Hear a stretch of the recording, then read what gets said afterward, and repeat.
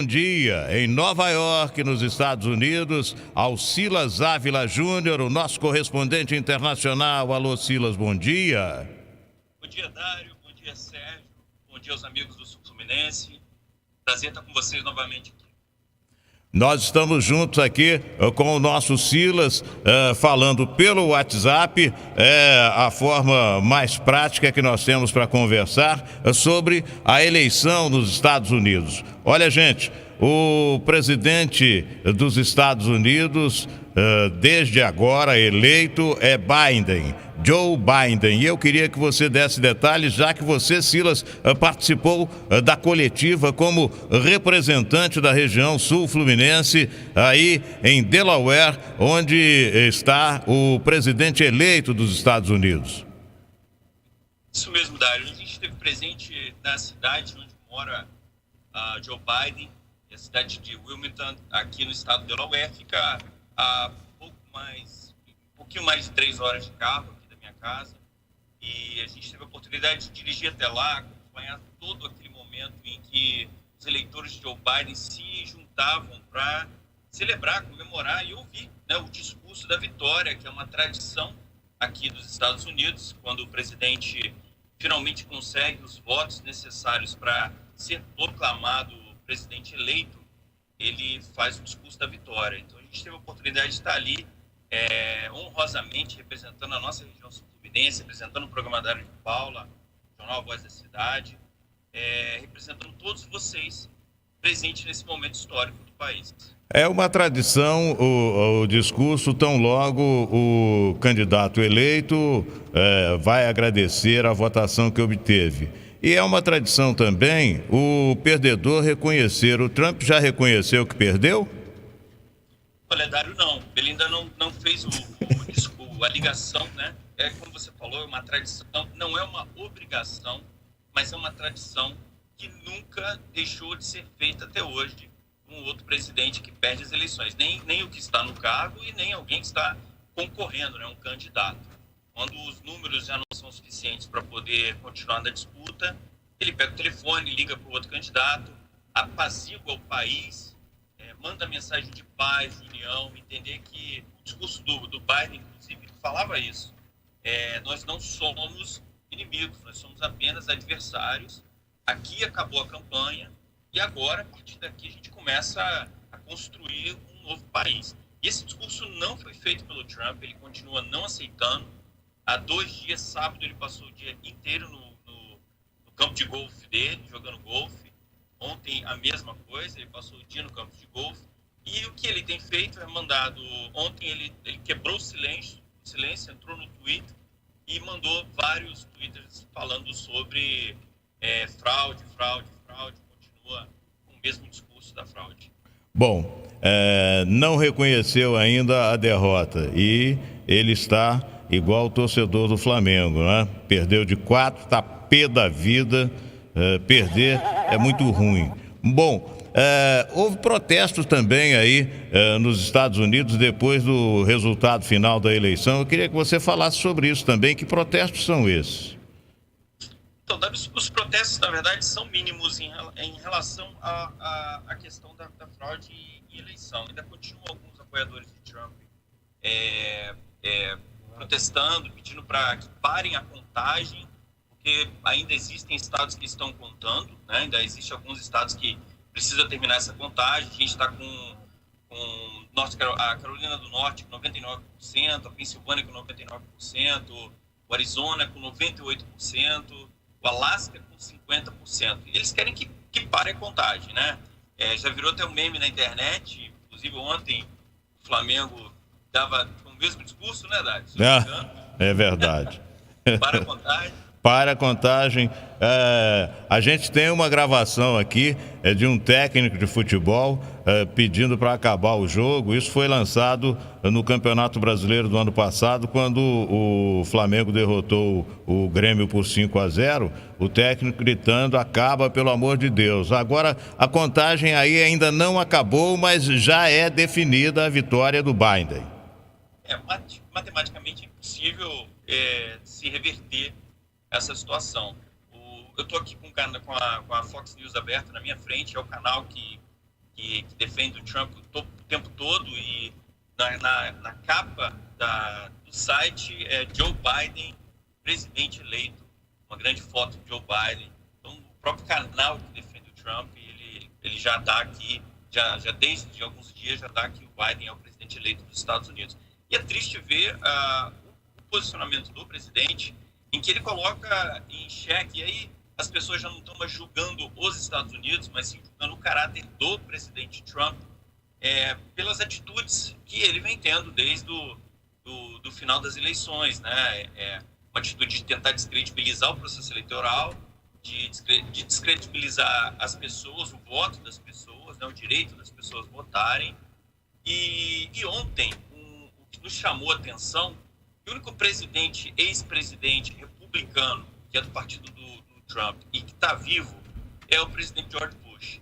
E ele ontem saiu do silêncio também, deu os parabéns ao presidente eleito Joe Biden, falou da importância da quantidade de votos que Joe Biden teve, que é uma votação histórica.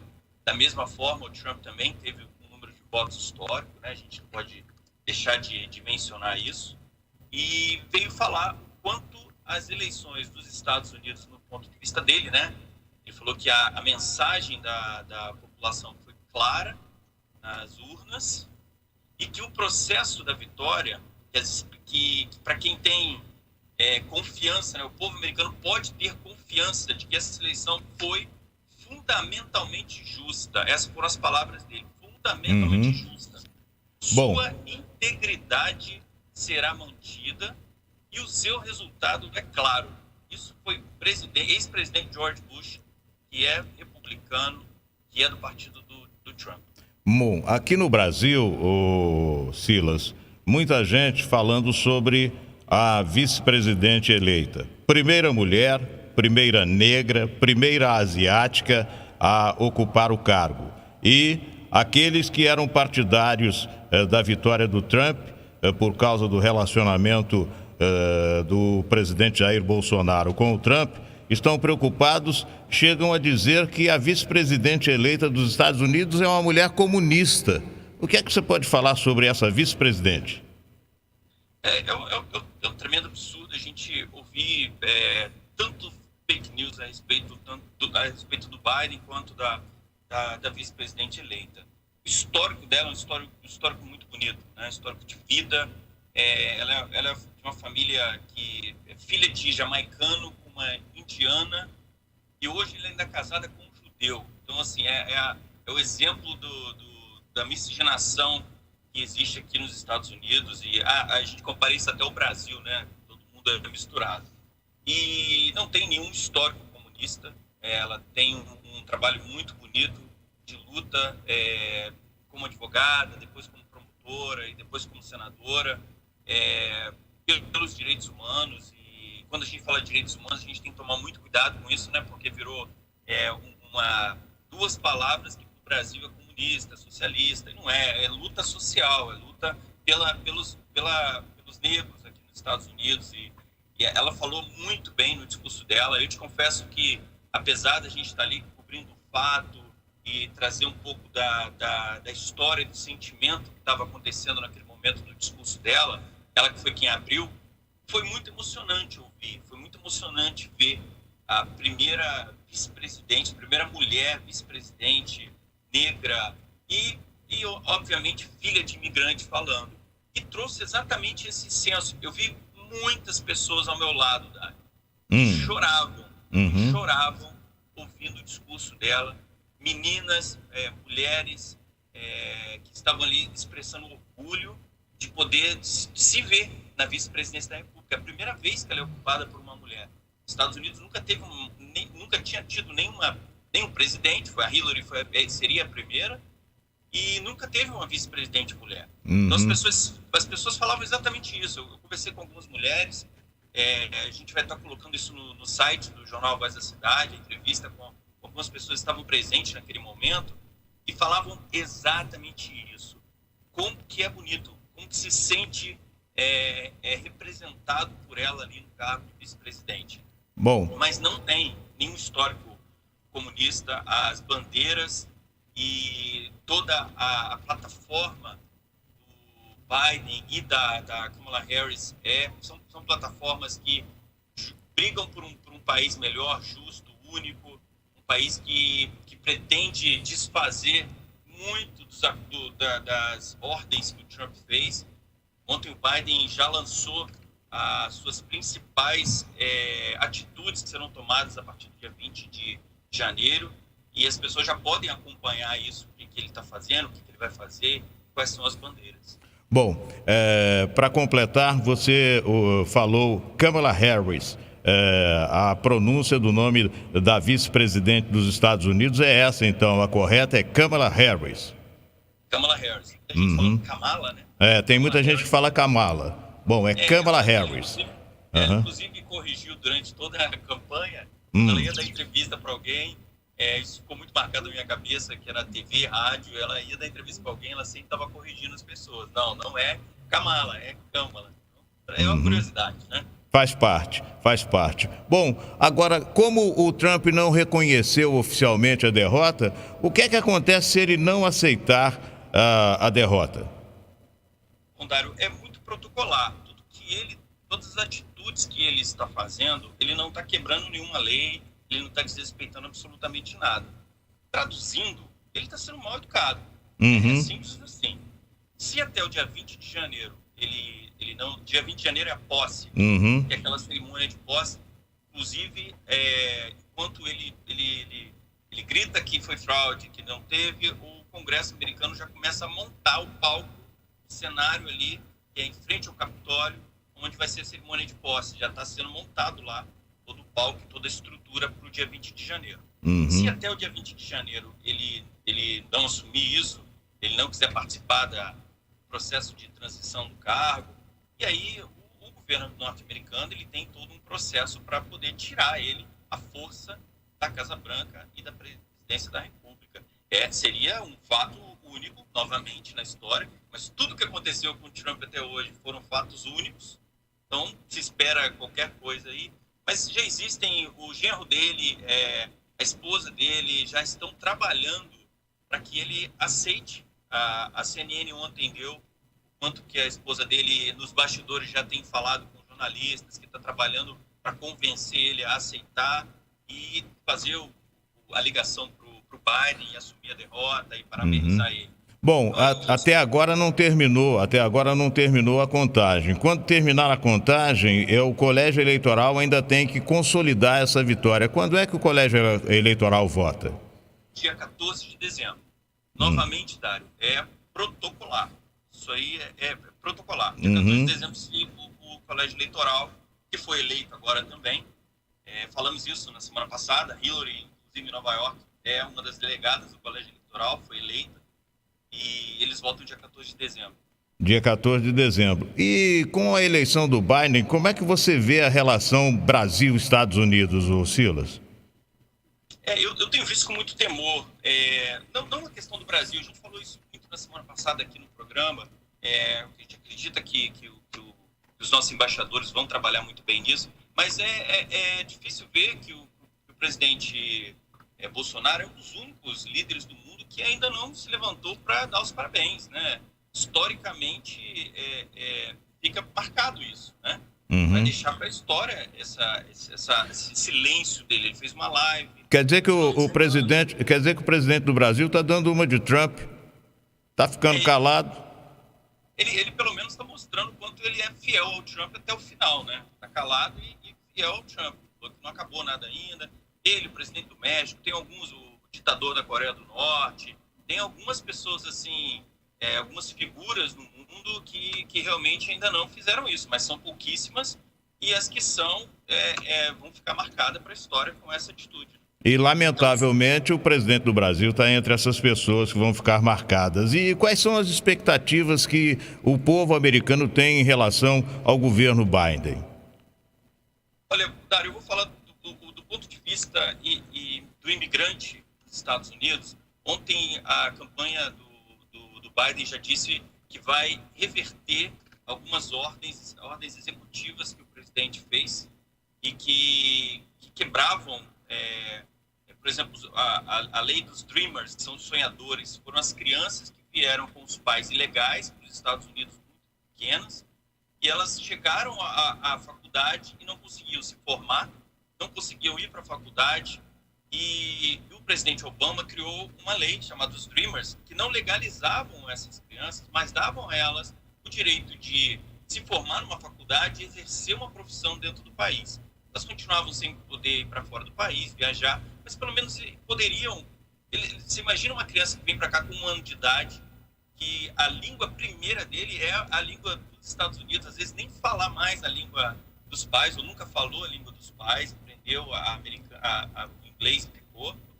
Uhum. E essa criança não tinha o direito de se formar numa faculdade, nem de estudar numa faculdade.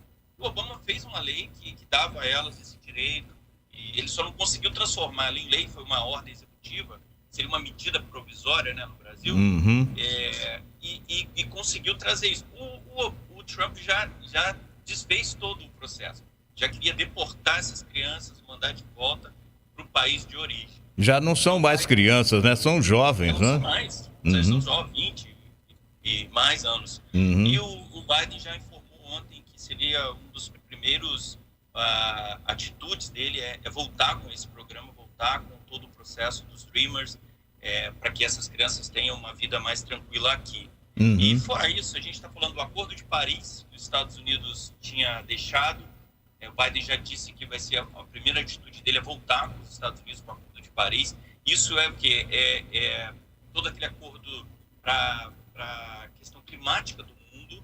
Os Estados Unidos é um dos maiores poluidores e tinha deixado o acordo para diminuir o efeito estufa, a emissão de gases. Uma outra situação que ele deixou claro ontem, Trump começou a deixar a Organização Mundial da Saúde, os Estados Unidos não ia mais participar da Organização Mundial da Saúde. Inclusive parou de mandar a verba que os Estados Unidos tinham que mandar sempre, não é? Exatamente. Ele era um dos maiores participantes, né, contribuidores, e o Biden já informou que vai fazer todo o processo de volta. Os Estados Unidos não vai deixar a Organização Mundial da Saúde e vai voltar. E tem outras situações, questões do Irã, a gente está falando de questões internacionais. Quando volta para os Estados Unidos, o interno, a política interna, uma das primeiras bandeiras que o Biden falou que vai cuidar mesmo antes de tomar posse é negociar com o Congresso um novo suporte financeiro, um novo acordo com o Senado e o Congresso para que os americanos, até mesmo antes do Natal, recebam um apoio financeiro, né? Uma ajuda financeira para passar essa crise. Lembrando que os Estados Unidos teve apenas um cheque, né? O Brasil recebe todos os meses aí, os Estados Unidos teve apenas uma vez, o valor de $1.200 para cada cidadão, e não teve mais nenhuma ajuda. E lembrando que os Estados Unidos está vivendo agora a segunda onda do coronavírus. Uhum. Os números de ontem à noite eram números assustadores e novamente batendo recorde de novos casos e de pessoas e de mortes, que assusta todo mundo, e o país voltando a fechar, a segunda onda, fechando comércio novamente, e o Biden já falou que vai negociar com o Congresso e com o Senado para que tenha mais um alívio financeiro para os cidadãos. Esse auxílio emergencial criado pelo governo Bolsonaro no Brasil é um exemplo para o mundo, sem dúvida alguma, é o maior programa de distribuição de renda que já se viu na história do Brasil, não é isso? Bom, em relação aos valores, não é, né? Significativamente não é, mas é sim um programa exemplar em termos de distribuição de renda. Eu acredito que o Bolsa Família continua sendo maior ainda em termos de números mensais, mas para o mundo, comparativo para o mundo em relação aos valores, são um dos maiores. Existem na Europa alguns países como a Itália, como a Inglaterra, que aí quando a gente compara com o real está muito desvalorizado, não é, Dário? É verdade. Então acaba que o valor não fica significativo. Mas se você pensar em termos de proporção da população atingida, que chegou ao auxílio emergencial, é realmente um auxílio exemplar. É exemplar em termos de alcance social, sem dúvida. Um abraço para você, Silas. Muito obrigado por participar do nosso programa. Foram ótimas as suas impressões sobre o momento vivido pelo povo norte-americano logo após a eleição. Um grande abraço ao Silas Ávila Júnior, correspondente internacional, que mais uma vez colaborou com exclusividade para o nosso programa. Um abraço, Silas. Oi. Deixar só 2 detalhes aqui que eu queria te falar, que eu não poderia deixar de falar, né? A primeira é que eu tenho que desligar o meu telefone quando eu estou falando com você, colocar no modo avião, porque eu não consigo falar contigo e a quantidade de mensagens que eu recebo, que mostra a enorme audiência que você tem, que impacta o Fluminense. Então, parabéns mais uma vez, eu fico muito feliz de estar aqui com você, conversando contigo e sabendo que está sendo ouvido do outro lado por tanta gente. Graças a Deus.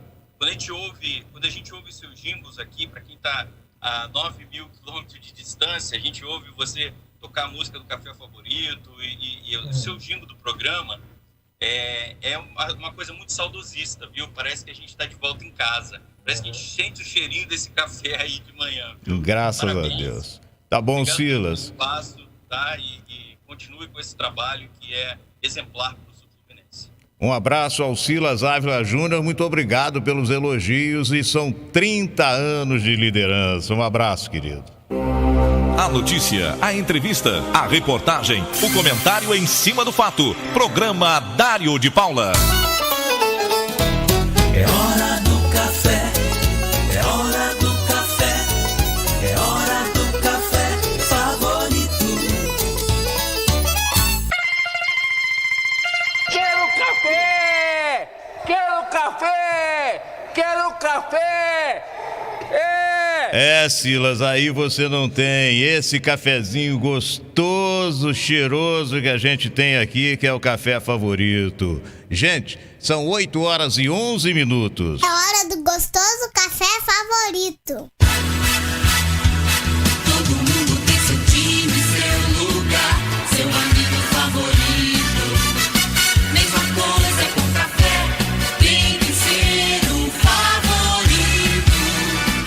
Café gostoso de fato, pro dia ficar bonito. Favorito, favorito, pro dia ficar bonito. Programa Dário de Paula, 30 anos de liderança. Oferecimento: Drogaria Moderna, nas lojas ou em casa. Ligue 2102-1000. Hoje, como nunca, manter a imunidade alta é essencial.